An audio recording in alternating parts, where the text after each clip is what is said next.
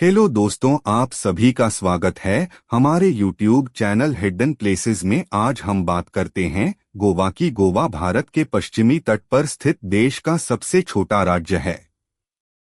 गोवा अपने सुंदर समुद्री तट, साफ बीच, पारंपरिक संस्कृति और पार्टी स्केन जैसी विभिन्न विशेषताओं के लिए विख्यात है। इस राज्य की राजधानी पणजी है और गोवा भारतीय महासागर के किनारे स्थित है। यह एक लोकप्रिय विदेशी और घरेलू यात्रा स्थल है। गोवा संस्कृति और विभिन्न विभाजना उत्सवों की वजह से यह एक विशेष पर्यटन स्थल है। चलिए जानते हैं गोवा में घूमने की कुछ जगहों के बारे में। Number 1, Dudhsagar falls. Dudhsagar falls एक 4 स्तरीय जलप्रपात है जो अपने व्यापक स्वरूप के लिए प्रसिद्ध है। दूधसागर शब्द अपने सफेद स्प्रे और झाग के कारण दूधिया सफेद समुद्र में बदल जाता है। दूधसागर जलप्रपात भारत के सबसे ऊंचे जलप्रपातों में से एक है और दुनिया के 100 सबसे ऊंचे झरनों में से एक है। यह गोवा के दक्षिणी भाग में मोल्लेम में स्थित है। दूधसागर फॉल्स देखने के लिए मानसून सबसे अच्छा मौसम है। यहाँ सुबह 9 बजे से शाम 6 बजे के बीच पहुंचा जा सकता है। हालांकि यदि आप मडगांव बेलगाम रेलवे मार्ग के साथ ट्रेन से यात्रा कर रहे हैं तो आप झरने की झलक देख सकते हैं। नंबर 2, पालोलेम बीच। पालोलेम बीच गोवा के दक्षिणी सिरे पर कानकोना के मडगांव से लगभग 38 किलोमीटर दूरी पर स्थित एक खूबसूरत समुद्र तट है जो कि सफेद रेत के स्वर्ग के रूप में जाना जाता है। यह बीच ऐसे पर्यटकों के लिए एक आदर्श स्थान है जो कि शांति की तलाश में रहते हैं। पालोलेम बीच पार्टियों और मनोरंजन के लिए जाना जाता है। इस बीच पर सबसे अधिक आकर्षण का केंद्र नौका सवारी होती है जो कि पर्यटकों को डॉल्फिन, मायावी बटरफ्लाई और हनीमून समुद्र तटों की यात्रा पर ले जाती हैं। पालोलेम बीच पर आप swimming, scuba diving, kayaking, shopping और स्वादिष्ट भोजन का लुत्फ उठा सकते हो। बीच घूमने का समय सुबह 9 बजे से शाम 6 बजे तक है। Number 3, basilica of Bom Jesus. यह गोवा का सबसे प्रसिद्ध चर्च है और दुनिया भर के ईसाइयों के बीच श्रद्धा का पात्र है। सन 1605 में निर्मित बेसिलिका ऑफ बॉम जीसस ईसाई वास्तुकला का एक अच्छा उदाहरण है जो ओल्ड गोवा में राजधानी पणजिम से 9 किलोमीटर की दूरी पर बेगिनिनिम नामक स्थान पर स्थित है। यहाँ की समृद्ध संस्कृति और धार्मिक महत्व के साथ साथ बेसिलिका ऑफ बॉम जीसस को यूनेस्को के द्वारा विश्व विरासत स्थल घोषित भी किया गया है।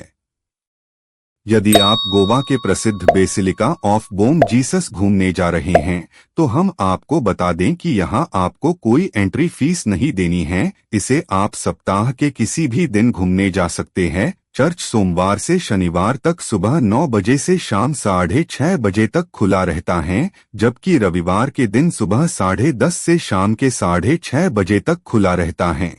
नंबर 4, अगुआड़ा किला। गोवा के प्रमुख पर्यटक स्थलों में अगुआड़ा किला एक प्रमुख स्थान है जो कि पर्यटकों को काफी आकर्षित करता है। यह किला अगुआड़ा बीच के नजदीक है जो इसके आकर्षण में 4 चांद लगाता है। यह किला गोवा की राजधानी पणजी से लगभग 18 किलोमीटर की दूरी पर स्थित है जो अरब सागर और मांडवी नदी के संगम को देखता हुआ प्रतीत होता है। किले का निर्माण पुर्तगालियों के द्वारा 17वीं शताब्दी में किया गया था। गोवा सिटी में स्थित यह खूबसूरत किला पर्यटकों के लिए आकर्षण का केंद्र बना हुआ है।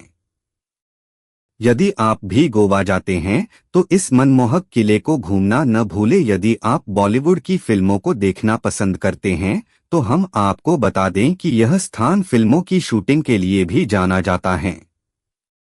अगुआड़ा किला सप्ताह के किसी भी दिन सुबह 9:30 से शाम 6 बजे तक जा सकते हैं। इस किले को घूमने की कोई भी एंट्री फीस नहीं लगती है। नंबर 5, अंजुना बीच। अंजुना बीच अरब सागर और समुद्र तट के ऊपर पहाड़ी के बीच बसा 5 वर्ग मील का घेरा है। यह समुद्र तट अपने लहराते ताड़ के पेड़ों, मुलायम सफेद रेत और नीले पानी के लिए मशहूर। अंजुना बीच एक खूबसूरत स्वर्ग है जो पूरी तरह से शांत गोवा की जीवन शैली को दर्शाता है। यह बीच अपने साप्ताहिक पिस्सू बाजार, जीवंत नाइट लाइफ और स्वादिष्ट समुद्री भोजन के लिए भी प्रसिद्ध है। नंबर 6 बागा बीच। उत्तरी गोवा में सबसे लोकप्रिय समुद्र तटों में से एक बागा बीच पंजिम से लगभग 30 किलोमीटर उत्तर में कलंगुट समुद्र तट के करीब स्थित है। गोवा की चकाचौंध भरी नाइट लाइफ देखने के लिए बागा एक अच्छा स्थान है, क्योंकि इसके आसपास ब्रिटो, टीटो और मैम्बो जैसे प्रमुख स्थान हैं। यहाँ पर आप banana boat rides, bumper boat, water scooter, jet ski, dolphin cruise और पैरासेलिंग कर सकते हो।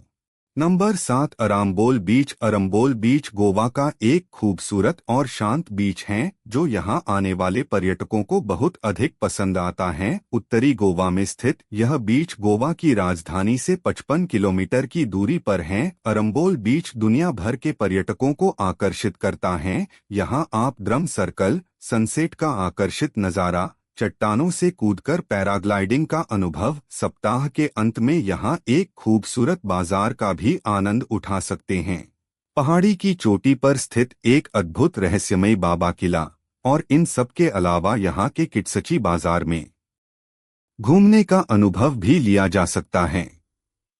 नंबर 8 कलंगुट बीच। गोवा में समुद्र तटों की रानी के रूप में जाना जाने वाला कलंगुट बीच यहाँ आने वाले पर्यटकों के लिए स्वर्ग से कम नहीं है। यहाँ के बियर बाजार और खाने से लेकर जंक ज्वेलरी, कपड़े, ट्रिंकेट और मोहरे के सामान तक सब कुछ देखने को मिलते हैं। लोग अक्सर मंत्रमुग्ध कर देने वाले सूर्योदय और सूर्यास्त में भीगने के लिए समुद्र तट पर जाते हैं, जो कि कलंगुट बीच की एक विशेष विशेषता है। यह गोवा की पेशकश का सबसे अच्छा आनंद है। इस बीच पर तमाम water sports, parasailing, water surfing, banana ride और जेट स्कीइंग जैसी गतिविधियों का आनंद ले सकते हैं।